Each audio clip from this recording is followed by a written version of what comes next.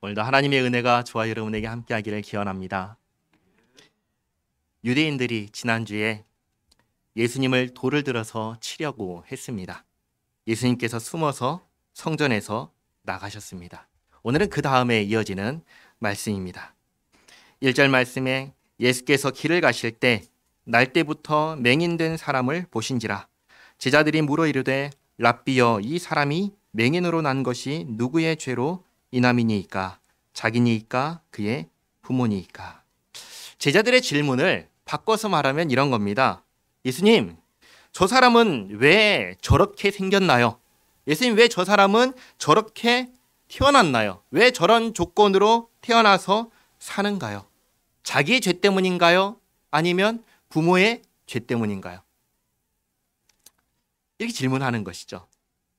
근데 자기의 죄라고 하면은 자기가 태어나기 전에 지은 죄니까, 우리가 태어나기도 전에 지은 죄가 있다면 뭐가 있을까요? 우리가 태어나기 전에 내가 지은 죄가 있다면 뭐가 있을까요? 없죠. 내가 없는데 무슨 죄가 있겠어요? 없죠. 그러나 만약에 내가 태어나기 전에 나에게 죄가 있다라고 한다면 아마도 그것은 우리 조상 아담과 하와가 지은 원죄일 것입니다. 그리고 만약에 원죄 때문이다라고 한다면 저 사람만 저렇게 되어야 되는 게 아니라 우리도 똑같이 그렇게 되어야 할 것입니다. 그러나 저 사람은 저렇고 우리는 이렇죠. 그러니까 이 원인이 원죄 때문이다라고 말할 수도 없는 것입니다. 원죄는 뭘까요? 원죄는 아담과 하와가 범한 죄를 말합니다. 원죄에는 두 가지 요소가 들어있습니다. 첫째는 범책입니다. 둘째는 벌책입니다. 원죄에는 죄책이라는 요소가 있는데 범책과 벌책이 있습니다. 범책은 죄를 범한 책임입니다. 벌책은 벌을 받을 책임입니다. 죄를 범한 책임은 누구한테 있을까요? 아담과 하와에게 있습니다. 왜요? 아담과 하와가 벌을 지었잖아요. 죄를 지었잖아요. 우리가 한 게 아니잖아요. 하나님께서 먹지 말라고 금하신 나무의 열매를 우리가 먹은 거 아니잖아요. 그건 누가 먹었어요? 아담과 하와가 먹었잖아요. 그러니까 죄를 범한 책임은 아담과 하와에게 있습니다. 그러나 그로 인해서 벌받을 책임, 그것은 아담과 하와뿐만 아니라 그의 모든 후손에게 내려졌습니다. 그래서 받게 된 벌이 무엇인가? 무엇이죠? 죽음입니다. 죽음. 어떠한 죽음이죠? 영원한 죽음입니다. 모든 죽음에는 과정이 있습니다. 어떤 과정이 있는가?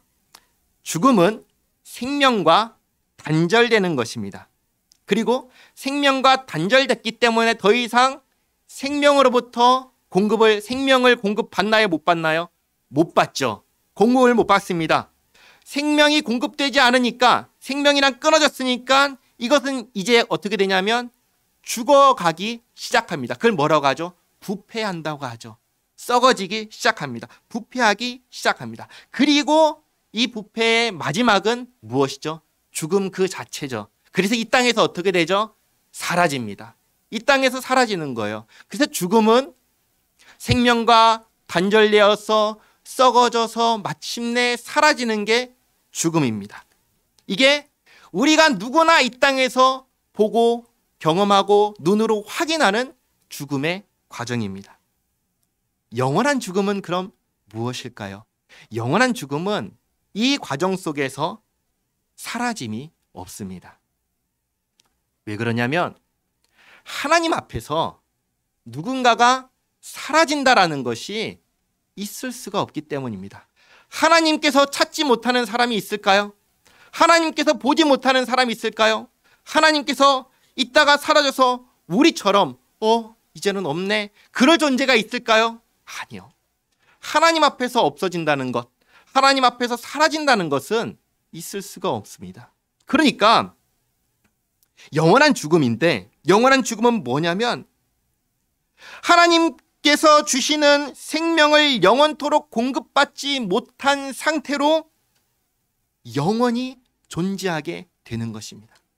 생명을 공급받지 못하는, 하나님께서 주시는 영원한 생명을 공급받지 못하는 상태로 생명이 없이 영원히 존재하게 되는 것, 그것이 영원한 죽음입니다.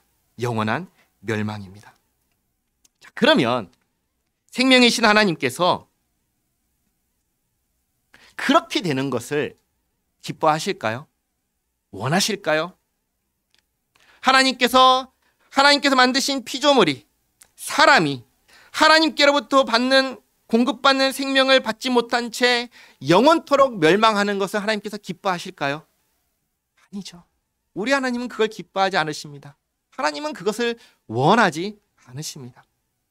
하나님께서 만드신 피조물이 멸망하는 것을 기뻐하지 않으십니다. 그래서 생명이 끊어진 사람에게 생명을 주시려고 어떻게 하셔요?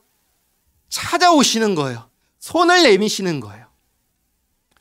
그렇게 해서 찾아오셔서 손을 내밀어 주신 분, 그분이 누구신가요? 예수님이십니다. 그래서 우리 주보 보시면 참고 구절에 제가 요한복음 3장 16절을 넣습니다. 같이 한번 읽어볼까요? 하나님이 세상을 이처럼 사랑하사 독생자를 주셨으니 이는 그를 믿는 자마다 멸망하지 않고 영생을 얻게 하려 하심이라. 아멘. 하나님께서는 멸망하는 걸 원하지 않으셔요. 그래서 찾아오시고 손을 내미십니다.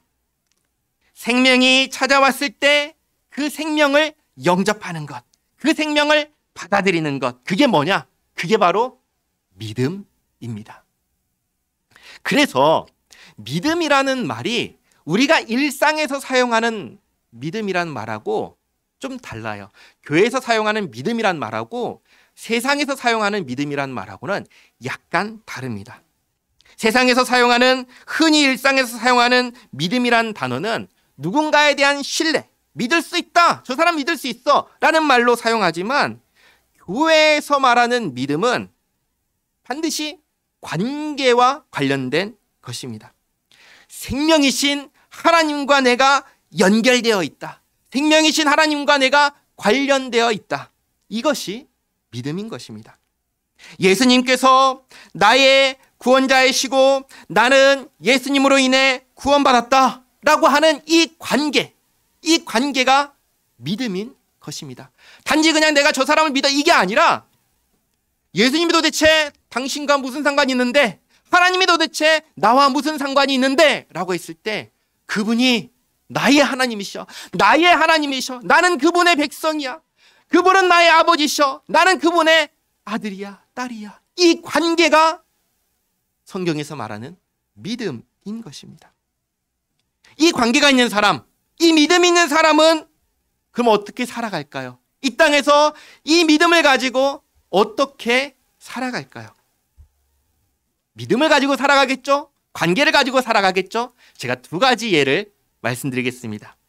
연애를 예로 들겠습니다. 한 남자가 있습니다. 연애하기 전입니다. 혼자서 살아갑니다. 그러다가 한 여자를 만났습니다. 그래서 사귀게 되었습니다. 사귀기 전에 이 남자가 혼자 살아가던 것과 사귄 이후에 이 남자가 살아가는 모습은 같을까요? 다를까요? 다르겠죠. 어떤 게 다를까요? 이 남자의 모든 생각과 삶의 방식 속에 무엇이 포함되죠? 여자가 포함됩니다. 생각하고 말하고 행동하고 판단하는 모든 것에 그전에는 자기 혼자였다면 이제는 누가 포함이 돼요? 같이 살게 된, 같이 사귀게 된 이 여자가 포함되는 것입니다. 그게 믿음으로 사는 것입니다. 또 하나를 말씀드리겠습니다. 결혼을 했습니다. 자녀가 태어났습니다. 자녀가 태어나기 전과 후에 이 가정은 삶의 모습이 같을까요? 다를까요? 다르죠. 당연히 다르죠. 어떤 점이 다를까요? 이제는 누가 있어요? 아이가 있잖아요. 그러면 이 가정이 부부가 생각하고 그리고 돈을 쓰고 하는 모든 활동에 있어서 누가 염두를 하죠? 무엇을 염두하죠? 자녀를 염두하죠. 이렇게 살아가는 거예요. 같이 살아가는 거예요. 마찬가지입니다. 예수님을 믿는 사람, 하나님을 믿는 사람은 삶의 방식이 바뀝니다. 어떻게 바뀌는가? 이제는 내 삶에 하나님을 염두하고 살아갑니다. 예수님을 염두하고 살아갑니다. 다르게 말하면 하나님과 함께 살아갑니다. 예수님과 함께 살아갑니다. 생각하고 말하고 행동하는 모든 것이 이전에는 나 혼자 그냥 했다면 예수님을 믿는 사람은 내 삶의 모든 영역에서 누가 함께해요? 하나님이 함께해요. 말할 때에도 하나님과 함께하고 생각할 때에도 하나님을 함께하고 행동할 때에도 하나님을 염두하고 살아가는 거예요. 그게 믿음으로 살아가는 것입니다. 그게 생명과 함께 하나님과 함께 사는 것입니다. 이것을 잊지 마시기 바랍니다. 예수님을 믿는다는 것은 예수님과 함께 사는 것입니다. 자, 다시 돌아와서 그러면 이 맹인, 앞을 못 보는 사람이 된 것은 원죄 때문이 아닙니다. 원죄로 인한 형벌의 핵심은 뭐였죠? 죽음이었어요. 죽음이었지 앞을 못 보는 것이 아닙니다. 그리고 그것이 원죄 때문에 주어진 거라면 우리 중에 원죄가 없는 사람이 있나요? 없잖아요. 다 아담과 하와의 후손이잖아요. 그럼 우리 다 어떻게 돼야 돼요? 다 맹인이 돼야죠. 그러나 그렇지 않잖아요. 그러니까 이것은 그것 때문이 아니다 라고 분명하게 선언하는 것입니다. 그러면 이 질문 속에 누가 또 있었죠? 자기의 죄 때문입니까? 자기의 죄 때문이 아니라고 하셨어요. 그럼 이제 누구의 죄가 남았죠? 부모의 죄. 그렇죠. 그러면 부모의 죄 때문일까요? 제가 이런 말을 들었습니다. 저는 재벌 2세가 꿈인데 아빠가 노력을 안 하네요. 이게 살짝 그 아들이 얘기하는 거예요. 이게 무슨 뜻일까요? 그러니까 부모 탓이라는 거죠. 부모 탓. 어쩌면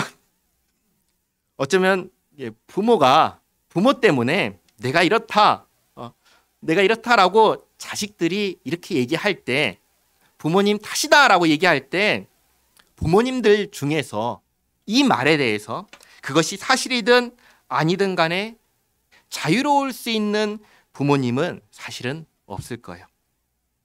모든 부모는 다 자기 자녀에게 뭘 주고 싶어 하죠? 가장 좋은 것을 주고 싶어 하는 게 부모입니다. 그러나 또 한편으로 우리가 살아가면서 경험하는 것 한 가지가 있습니다. 뭐냐면 내 마음대로 안 된다는 것입니다. 내 마음대로 안 됩니다. 자녀에게 가장 좋은 것을 주고 싶어도 그게 되나요? 안 돼요. 내가 주기 싫어서 안 주는 건가요? 아니요. 나에게 능력이 없습니다. 재벌 2세가 되게 해주고 싶어도, 천재가 되게 해주고 싶어도, 부족함 없이 살게 해주고 싶고, 무엇보다도 가장 좋은 기억만 주고 싶은 것도 누구의 마음이죠? 부모의 마음이죠. 부모의 마음이죠. 그렇게 해주고 싶지만, 다 해주고 싶지만 능력이 안 됩니다. 그러니까 이걸 가지고 부모 탓이다 라고 말할 수도 없는 거예요. 그러면 도대체 이 앞을 못 보는 사람이 된 것은 누구의 책임일까요? 누구 때문에 이렇게 된 것일까요? 또 우리 모두가 다 이렇게 사는 것은 누구의 책임일까요? 예수님께서 이 질문을 듣고 이렇게 답을 하십니다. 3절 말씀. 예수께서 대답하시되 이 사람이나 그 부모의 죄로 인한 것이 아니라 그에게서 하나님이 하시는 일을 나타내고자 하심이라. 예수님께서 두 가지로 대답을 하십니다. 첫 번째는 누구의 죄도 아니다. 누구 탓도 아니다. 그 사람의 죄도 아니고 부모의 죄도 아니다. 말씀하십니다. 두 번째는 하나님이 하시는 일을 나타내고자 합니다. 하나님이 하시는 일을 나타내고자 합니다. 그러면 어떤 사람들은 이렇게 생각할 겁니다. 그러면 이 사람이 맹인으로 태어난 것, 앞을 못 보는 사람으로 태어난 것은 하나님 탓이네? 하나님이 잘못하셨네? 라고 생각하는 사람이 있을 거예요. 자, 그럼 질문합니다. 하나님께서 앞을 못 보는 사람으로 나게 하시면 하나님께서 잘못하신 걸까요? 하나님께서 나쁜 일을 행하신 걸까요? 세 가지 이유에서 그렇지 않습니다. 첫 번째는 뭐냐? 앞을 못 보는 사람으로 태어난 것이 나쁘다라고 하는 기준은 누구한테 있는 것이죠? 사람한테 있는 것입니다. 내가 보기에, 사람이 보기에 나쁘다라는 것입니다. 그러니까 이것은 사람이 자기 기준으로 누구를 판단하는 거예요? 하나님을 판단하는 거예요. 하나님. 다르게 말하면 내 기준에 좋으면 하나님은 선한 하나님이시고 내 기준에 나쁘면 하나님은 나쁜 하나님이시다라고 누구를 기준으로 판단하는 거예요? 나를 기준으로 판단하는 거예요. 이런 판단은, 이런 생각은 제대로 된 판단일까요? 그렇지가 않은 거예요. 사람은, 잘 보시기 바랍니다.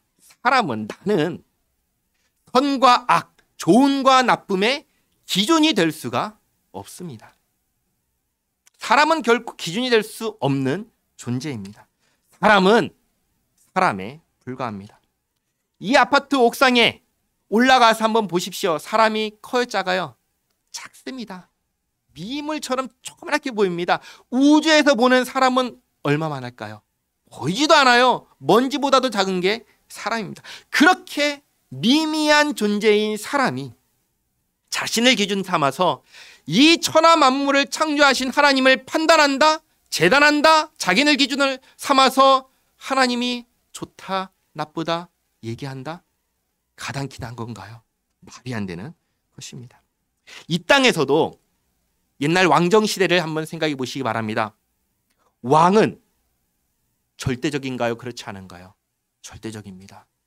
백성들이, 신하들이 그 왕을 가리켜서 좋다, 나쁘다 판단할 수 있나요? 판단할 수야 있겠죠. 어떻게 되나요? 왕이시여, 왕은 참 나쁘네요. 그러면 왕이 네 말이 맞다. 그럼 어떻게 할까요? 죽어라, 그렇게 하겠죠. 하물며 이 땅에서도 왕을 그렇게 재단할 수 없는데 하물며 하나님을 내가 나를 기준으로 판단한다? 있을 수가 없는 것입니다. 두 번째로 사도 바울이 똑같은 질문을 받았습니다. 그래서 사도 바울이 이렇게 대답을 했습니다. 로마서 9장 19절 20절 말씀인데요. 주볼 한번 보실까요? 주볼 보시고 같이 한번 읽어보겠습니다. 혹 네가 내게 말하기를 그러면 하나님이 어찌하여 허물하시느냐? 누가 그 뜻을 대적하느냐 하리니 이 사람아 네가 누구이기에 감히 하나님께 반문하느냐? 지음을 받은 물건이 지은 자에게 어찌 나를 이같이 만들었느냐 말하겠느냐? 아멘. 하나님께서 피조물을 하나님의 뜻대로 만드실 권한이 없냐라는 것입니다. 그리고 피조물이 자기를 만드신 하나님께 하나님 왜 나를 이렇게 만들었습니까? 라고 말할 수 있는 권한이 있냐는 거예요. 권한이 있을까요? 없지요. 없지요. 그것은 절대적인 하나님의 뜻에 달린 것입니다. 하나님의 주권에 달린 것입니다. 그러니까 우리가 하나님 앞에서 하나님의 뜻대로 하실 수 있는 일들 앞에서 우리가 판단할 수 없는 거죠. 하나님 그건 잘하셨습니다. 하나님 그건 못하셨습니다. 이렇게 말할 수가 없는 거예요. 우리가 누구이길래 감히 하나님께 그렇게 말을 하겠습니까? 교만한 것이죠. 그리고 세 번째로 정말 중요한 것이 세 번째인데 우리가 이 땅에서 똑같이 경험하는 거예요. 뭐냐면 왕이 한 나라의 왕이 있습니다. 왕이 무슨 일을 하는데 그 일에 나를 사용합니다. 근데 나를 죽이는 데 사용하는 것이 아니라 나를 사용해서 왕의 영광을 드러내는 일로 나를 사용합니다. 그러면 그 일에 왕이 어떤 프로젝트를 진행하는데 이 사람을 이 일에 넣어서 써요. 죽이는 데 쓰는 게 아니라 이 일을 통해서 왕의 위엄을 드러내는데 사용을 해요. 그러면 이 사람은 영광스러운 일에 참여한 사람일까요? 아니면 진짜 귀찮은 일에 또 나를 부르는, 이렇게 생각을 할까요? 제가 예를 너무나 잘못 들었을까요? 네. 저는 그렇게 생각합니다. 왕이 귀한 일에 나를 써준다면 너무나 복되다, 이렇게 말하겠죠. 가문의 영광이다라고 말을 하겠지요. 하물며 하나님께서 하나님의 영광을 드러내는 일에 이 사람을 사용하신다면 그 사람은 그것이 복일까요? 저주일까요? 복인 것이죠. 복인 것이죠. 우리가 기억해야 될 것이 한 가지가 있습니다. 그건 뭐냐면 이 땅에 존재하는 모든 것은 그 존재의 목적이 하나님의 영광을 위하여 존재한다라는 사실입니다. 사람이 존재하는 이유도 하나님의 영광을 위해서입니다. 이 피조계, 우주와 지구와 이 세상에 있는 모든 것들이 존재하는 이유도 하나님의 영광을 위해서입니다. 그러니까 앞을 못 보는 사람으로 태어난 것도 그것을 통하여 하나님의 영광을 드러내기 위한 것입니다. 그러니까 이 두 가지를 말씀드릴 건데 오해하시면 안 되는 거예요. 첫 번째로, 앞을 못 보는 맹인으로 태어난 사람이 자신이 그렇게 태어난 것을 비참하게 생각할 필요가 없는 것입니다. 그것이 첫 번째고요. 그리고 오해하지 말아야 될 것 두 번째. 이게 두 번째가 있는데요. 우리가 이걸 잘 구분을 하셔야 돼요. 뭐냐면 우리가 이 땅에서 몸이 불편한 분들에게 편리를 제공하기 위해서 여러 가지를 고민하고 대화하고 정책을 세우고 하는 일은 해야 할까요? 하지 않아도 될까요? 그건 해야 되는 일이에요. 해야 되는 일이에요. 그것들을 하지 않고 이런 식으로 말하는 것은 잘못된 거예요. 뭐냐? 하나님의 영광을 위해서 너 그렇게 태어났으니까 너 그냥 그렇게 살아라. 하나님께서 너 고생하게 만드셨으니까 고생하면서 살아야지 라고 말하는 것은 잘못됐다는 거예요. 모든 만물이 하나님의 영광을 위해서 지음받았지만 성경은 아주 분명하게 이런 사람들, 몸이 불편하신 분들을 방치하라고 얘기하지 않아요. 이분들을 잘 돌보라고, 섬기라고 말씀하십니다. 레위기 19장 한번 볼까요? 주보에 있죠. 레위기 19장 14절 말씀. 성경에 여러 가지로 몸이 불편한 분들에 대해서 얘기를 하는데 레위기 19장 14절 한번 읽어보겠습니다. 너는 귀먹은 자를 저주하지 말며 맹인 앞에 장애물을 놓지 말고 네 하나님을 경외하라. 나는 여호와이니라. 아멘. 이 무슨 말씀이냐면 우리나라도 몇십 년 전만 해도 몸이 불편하신 장애를 가진 사람들 보면은 어떻게 했어요? 놀렸어요? 막 이렇게 잘 보살폈어요? 놀렸죠. 좀 지독하게 놀렸죠. 그걸 지금 고대 문서인 지금으로부터 몇천 년 전에 있었던 성경에서 이미 말씀하셔요. 그렇게 하라고 해야 하지 말라고 해요. 하지 말라고 해요. 그러면 안 된다. 성경은 명백하게 그것을 금지했습니다. 그리고 욥기 29장 15절 밑에 있죠. 욥이 변론하면서 하는 말인데 또 같이 한번 읽어보겠습니다. 나는 맹인의 눈도 되고 다리 저는 사람의 발도 되고. 아멘. 하나님께서 욥을 어떤 사람이라고 하셨죠? 악인이라고 했어요? 의인이라고 했어요? 의인이라고 했어요. 그런데 어떤 의인이라고 했나요? 세상에서 이런 사람 없다고 하신 의인인가요? 아니면 무수히 많은 사람들 중에 하나라고 얘기하셨어요? 이 세상에 이와 같은 사람이 없다고 칭찬하신 사람이 욥입니다. 근데 그 욥이 자기가 어떻게 했다고 하죠? 맹인의 눈도 되고 다리 저는 사람의 발도 되었다. 그렇죠? 이외에도 많은 구절을 통해서 하나님께서 장애를 가진 이와 함께 잘 살 것을 말씀하십니다. 결코 그들을 어려움 가운데 내버려 두라고 하신 적이 없어요. 그러니까 이게 조심스러운 말씀인데요. 하나님의 영광을 위하여 이렇게 지음받았다라는 것과 그들을 그냥 그렇게 살라고 내버려 두는 이것은 다른 거예요. 오히려 우리가 하나님의 이 말씀을 따라서 이런 분들을 잘 도울 때 그것이 오히려 하나님의 영광이 되는 거예요. 왜요? 하나님께서 그렇게 하라고 하셨잖아요.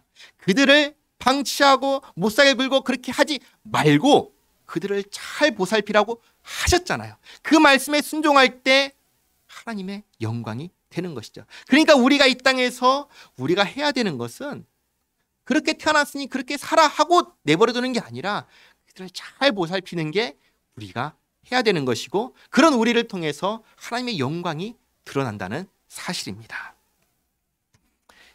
자, 다시 또 돌아오겠습니다. 예수님께서 이 사람이 맹인으로 태어난 것은 누구의 죄도 아니고 뭐라고 했죠? 하나님의 일을 나타내기 위함이라 라고 말씀하셨습니다. 그렇죠? 자, 4절 말씀 또 읽겠습니다. 때가 아직 낮음에 나를 보내신 이의 일을 우리가 하여야 하리라. 밤이 오리니 그때에는 아무도 일할 수 없느니라. 내가 세상에 있는 동안에는 세상의 빛이로라. 예수님이 계신 곳에 뭐가 있죠? 빛이 있습니다. 빛이 있으니 그 시간은 낮이에요, 밤이에요? 낮입니다. 낮은 일할 시간입니다. 무슨 일을 할까요? 하나님의 일을 합니다. 누가 하나님의 일을 할까요? 우리가. 그렇죠? 뭐라고 하시죠? 나를 보내신 이의 일을 우리가 하여야 하리라. 그렇죠? 누가 하나님의 일을 하죠? 우리가 하나님의 일을 합니다. 하나님께서는 하나님의 일을 우리를 통해서, 하나님의 백성을 통해서, 예수님의 믿는 사람을 통해서, 나를 통해서 하십니다. 자, 그러면 하나님의 일은 무엇일까요? 하나님께서 하라고 하시는 일은 무엇일까요? 지금까지 요한복음 1장에서 여기까지 올 때 예수님께서 알려주신 우리가 해야 하는 하나님의 일은 무엇이었죠? 그렇죠. 예수님을 믿는 것이었습니다. 예수님을 믿는 것이었습니다. 자, 그러면 우리는 예수님을 안 믿어요, 믿어요? 믿잖아요. 우린 예수님을 믿는데 예수님을 믿는 우리가 또 예수님을 믿는 것이 하나님의 일을 하는 걸까요? 아니겠죠. 우리는 이미 믿으니까. 그러면 우리가 해야 하는 하나님의 일은 또다시 우리한테 믿는 사람들이 옆에서 또 믿는 사람한테 믿으십시오 하면 이상하잖아요. 그건 아니겠죠. 그러면 믿는 우리가 해야 하는 하나님의 일은 무엇일까요? 여기서 이 맹인에게 앞을 못 보는 사람에게 할 일이 무엇일까요? 자, 잘 보시면 이 사람은 예수님을 알아요, 몰라요? 예수님을 모릅니다. 이 사람은 예수님을 믿을 수 있어요, 없어요? 없어요. 지금 상황에서는. 왜 없죠? 모르니까. 그렇죠. 모르니까. 그러니까 여기에서 우리가 해야 할 일은, 우리가 해야 할 하나님의 일은 이 사람에게 뭐 하는 거죠? 예수님을 알려주는 것이죠. 그렇죠? 예수님을 전하는 것입니다. 이 사람이 예수님을 믿는 것은 나에게 달렸나요? 안 달렸나요? 나에게 달린 일이 아니에요. 그건 내가 할 수 있는 일이 아니에요. 이 사람이 믿는 것은 내 권한을 넘어선 일이에요. 그러나 내가 할 수 있는 것은 뭐냐면 예수님을 전하는 거예요. 알려드리는 거예요. 다르게 말하면 이게 뭐죠? 전도하는 것이죠. 전도하는 것. 지금 여기에서 이 일을 누가 하시죠? 예수님께서 하십니다. 6절 말씀에 이 말씀을 하시고 땅에 침을 뱉어 진흙을 이겨 그의 눈에 바르시고 이르시되 실로암 못에 가서 씻으라 하시니 실로암은 번역하면 보냄을 받았다는 뜻이라. 이에 가서 씻고 밝은 눈으로 왔더라. 자, 그런데 이 일은 우리가 할 수 있나요? 우리는 이 일은 할 수 없어요. 우리는 맹인의 눈을 뜨게 할 수 없습니다. 앞을 못 보는 사람이 앞을 보게 할 수가 없습니다. 우리는 그럼 어떻게 해야 될까요? 우리는 우리가 할 수 있는 일을 하면 됩니다. 우리가 할 수 있는 일이 무엇인가요? 지금 여기에서 뭐죠? 예수님을 전하는 것 그 전에 뭘 했죠? 도왔죠. 예수님은 눈을 뜨게 할 수 있으니까 그 일을 하셨습니다. 우리는 눈을 뜨게 할 수 있나요, 없나요? 없죠. 그럼 욥이 어떻게 했죠? 맹인의 눈이 되어졌죠. 다리 저는 자의 발이 되어졌죠. 우리는 이 일을 할 수 있는 것입니다. 예수님을 전하기보다 먼저 앞서서 이 일을 하는 것입니다. 그게 우리가 할 수 있고 해야 하는 일인 것입니다. 자, 이 맹인을 예수님께서 눈을 뜨게 하셨습니다. 눈을 뜬 사람을 다른 사람들이 보고 말을 합니다. 뭐라고 하나요? 8절. 이웃 사람들과 전에 그가 거린인 것을 보았던 사람들이 이르되 이는 앉아서 구걸하던 자가 아니냐. 어떤 사람은 그 사람이라 하며 어떤 사람은 아니라 그와 비슷하다 하거늘 자기 말은 자기 말이 누구예요? 맹인의 말이죠. 맹인이었던 사람의 말이죠. 내가 그다 라고 하니 그들이 묻되 그러면 네 눈이 어떻게 떠졌느냐? 대답하되 예수라 하는 그 사람이 진흙을 이겨 내 눈에 바르고 나더러 실로암에 가서 씻으라 하기에 가서 씻었더니 보게 되었노라. 이 맹인이었던 눈을 뜬 사람이 뭐라고 하죠? 예수님을 모르던 사람이 지금 예수님을 알게 됐어요? 모르게 됐어요? 알게 되었어요. 물론 아직은 예수님이 누구신지는 정확하게 모릅니다. 그러나 중요한 것은 이 사람이 예수님을 안다라는 사실이 중요합니다. 예수님을 안다. 예수란 이름이 나왔잖아요. 그가 나를 이렇게 해주었다. 얘기를 한 거죠. 12절 그들이 이르되 그가 어디 있느냐? 이르되 알지 못하노라 하니라. 그들이 전에 맹인이었던 사람을 데리고 바리새인들에게 갔더라. 예수께서 진흙을 이겨 눈을 뜨게 하신 날은 안식일이라. 이 날이 안식일입니다. 예수님께서 계속해서 언제 이 일을 하시죠? 안식일에 이 일을 하십니다. 안식일에 사람을 고치시고 사람을 살리는 일을 하십니다. 그러니까 15절 그러므로 바리새인들도 그가 어떻게 보게 되었는지를 모르니 이르되 그 사람이 진흙을 내 눈에 바르매 내가 씻고 보나이다 하니 바리새인 중에 어떤 사람은 말하되 이 사람이 안식일을 지키지 아니하니 하나님께로부터 온 자가 아니라 하며 어떤 사람은 말하되 죄인으로서 어떻게 이러한 표적을 행하겠느냐 하며 그들 중에 분쟁이 있었더니 이 분쟁, 이 논란은 이전부터 계속 있었나요? 없었나요? 계속해서 있어온 이야기죠. 안식일에 치료하면 된다는 거예요? 안 된다는 거예요? 안 된다는 거예요. 왜냐하면 그것은 뭐예요? 일이기 때문이에요. 안식일에 일하지 말라고 하셨으니 사람을 고치는 일을 하면은 된다 안 된다? 안 된다는 거예요. 바리새인들 입장에서는 사람을 고치는 것, 사람을 살리는 건 전혀 중요하지가 않아요. 그들에게 중요한 것은 뭐예요?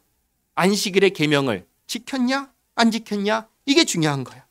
바리새인의 입장에서 예수님은 안식일의 계명을 지킨 사람이 안 지킨 사람이야.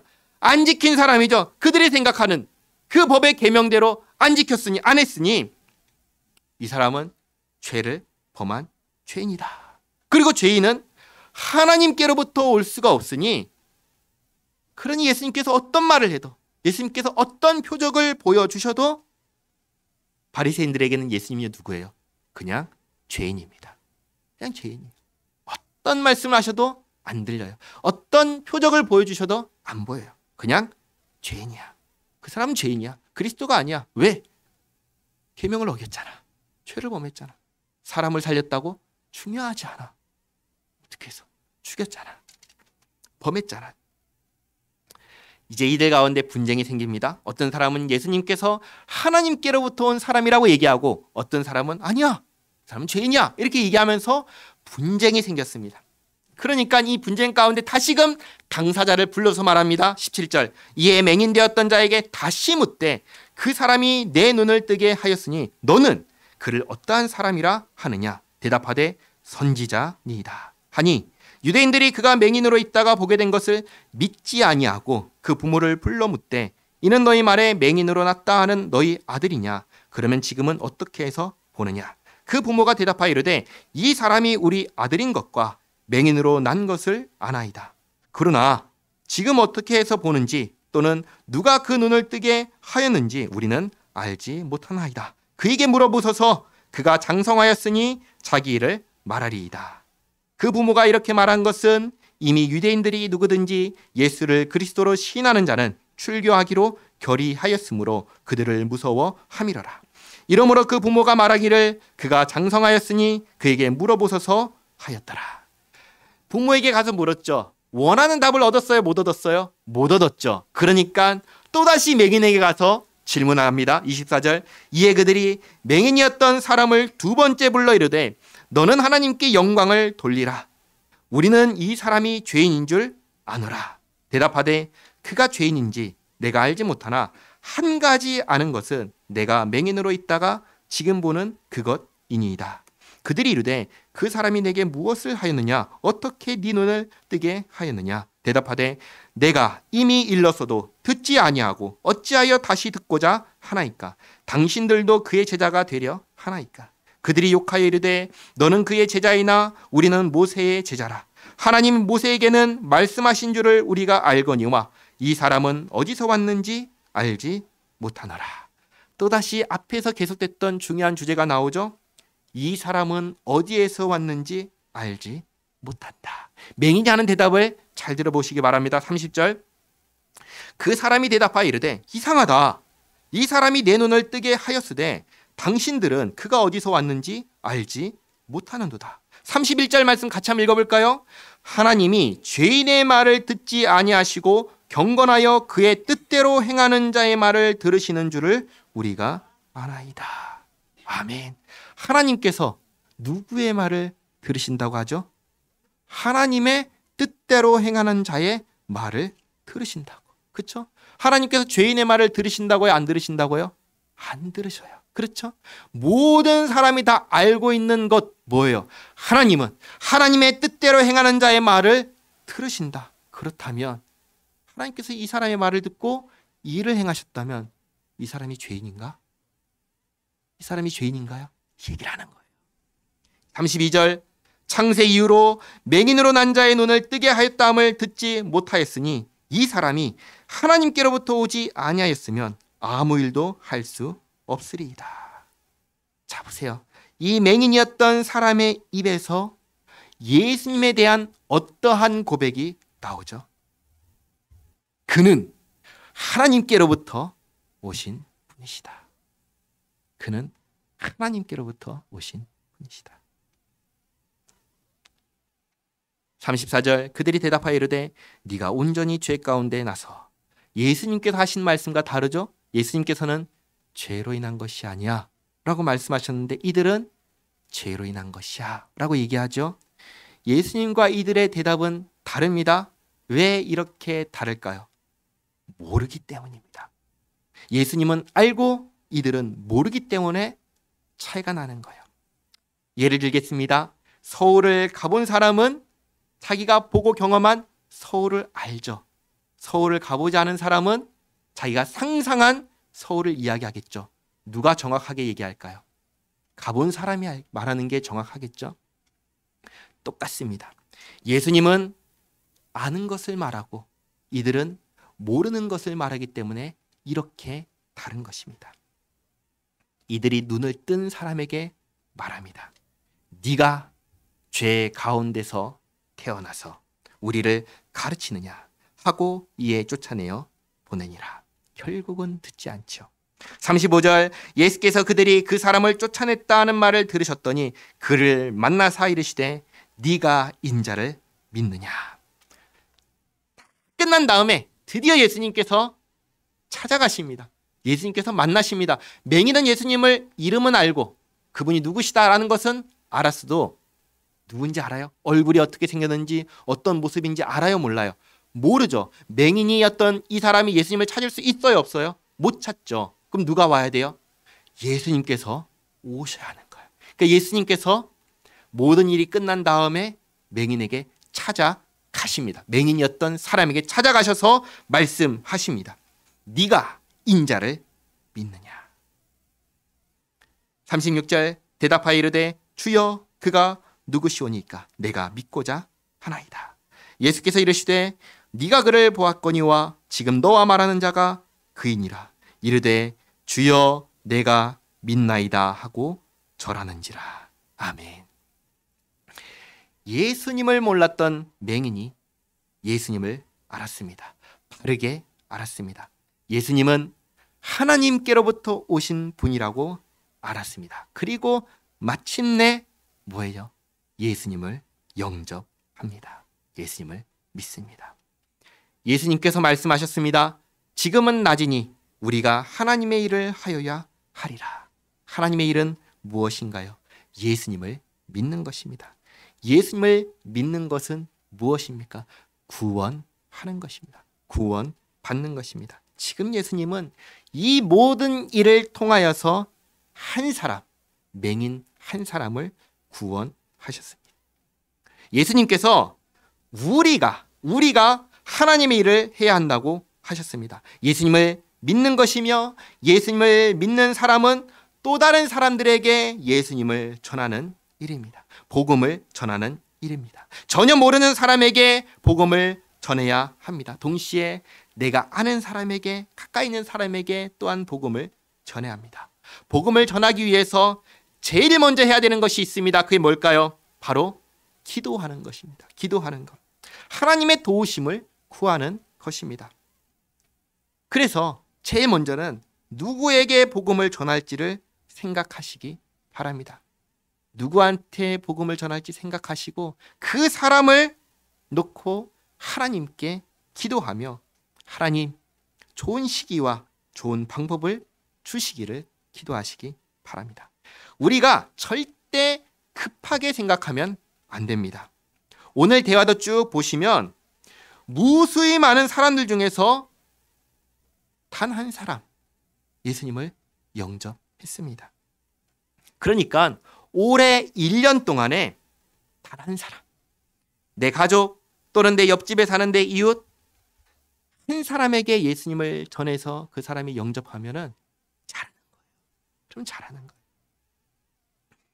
교회에서 여러 가지 프로그램을 할 수 있지만 다 중요하지만 지금 내 곁에 있는 사람을 위해서 내가 무엇을 어떻게 해야 할지를 하나님께 기도하는 것, 그게 가장 중요합니다. 결국은 사람의 마음의 문이 열려야 하기 때문입니다. 한 사람을 마음에 품고 기도하시기 바랍니다. 하나님, 마음의 문을 열어 주시옵소서. 복음을 듣게 하시옵소서. 구원하여 주시옵소서. 기도하면서 마음에 품고 그렇게 1년 동안 하나님, 예수님께서 말씀하신 하나님의 일을 해나가는 우리 모두가 되기를 바랍니다. 기도하겠습니다. 하나님, 사람의 생각과 하나님의 생각이 다르다는 걸 깨닫습니다. 기준을 하나님께 두어야 함을 깨닫습니다. 하나님, 예수님을 보내주셔서 우리를 구원하시고 하나님의 자녀가 되게 하시고 영생을 선물로 주심에 감사합니다. 하나님, 예수님을 믿는 믿음으로 하나님과 함께 살고자 합니다. 하나님의 일을 하고자 합니다. 지혜를 주시옵고 인도하여 주시옵소서. 예수님의 이름으로 기도하옵나이다. 아멘.